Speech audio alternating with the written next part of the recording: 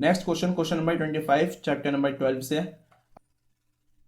A piece of wire of resistance R is cut into 3 equal parts. एक wire है जिसका resistance capital R है, is cut into 3 equal parts, उसे 3 equal parts में divide किया गया है। तो ये देखिए हम इसे समझते हुए चलेंगे। एक वायर है जिसका रेजिस्टेंस आर है, उसको 3 इक्वल पार्ट में डिवाइड किया है और हमें यहाँ पे ध्यान देना है, यहाँ पे 3 इक्वल पार्ट्स लिखा है, तो 3 इक्वल पार्ट्स के लिए R/3 R/3 R/3 इनका रेजिस्टेंस हो जाएगा। Okay, these parts are then connected in parallel.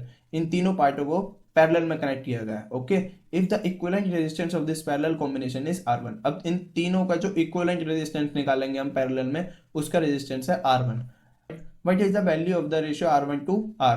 R1 और R का हमें रेशियो निकालना है। ये देखिए बहुत ईजी है, चलिए निकालते हैं। हमने जब भी पैरेलल में रेजिस्टेंस होते हैं तो हमें उसका फॉर्मूला पढ़ रखा है 1/r टोटल इक्वल्स टू जितने भी रेजिस्टेंस है 1/r1 प्लस 1/r2 जितने भी Rn तक रेजिस्टेंस है। ओके, तो जब जब हम इस फॉर्मूले में लगाएंगे तो R टोटल, R इक्विवेलेंट इन्होंने हमें R1 दे रखा है, तो R टोटल की जगह लिखेंगे हम R1 और R1 R2 R3 ये तीन ही रेजिस्टेंस है और इन तीनों की जगह क्या लिख देंगे R/3 R/3 और R/3। ये 3 न्यूमरेटर में चले जाएगा क्योंकि डिवाइड हो रहा था, तो आंसर आ जाएगा हमारे पास 9/R। ओके, अब इसका रेजिस्टेंस, इसका रेशियो निकालने के लिए हम R1 की वैल्यू क्या हो गई हमारे पास R/9, क्योंकि रेसिप्रोकल हो गया।